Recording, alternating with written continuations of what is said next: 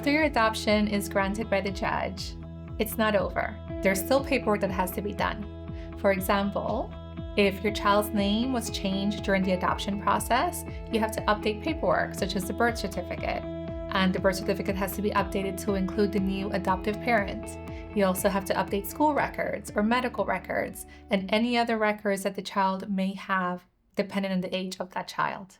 At the end of every adoption, the child gets a new birth certificate, and the new birth certificate will reflect the new adoptive parent's name. An important part of the adoption process is caring for and monitoring the emotional well-being of the child being adopted. Of course, every situation is different. For example, in a step-parent adoption, where the child may have lived with the step-parent for a number of years and already recognize them as their father, an adoption would not really create any new difference in the child's life. But in situations where a child is being completely removed from their home or their environment and placed with a new adoptive parent or family, we have to make sure that that transition is smooth and trauma-free for the child. And depending on the age of the child, that may include conversations with the child.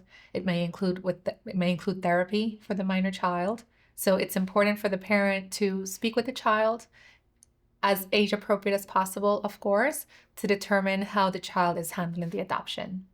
To conclude an adoption case, once you have filed your pleadings and had your hearing date in front of the judge, the moment the judge signs your adoption order, your adoption has occurred, and the child is now the adoptive child of that parent.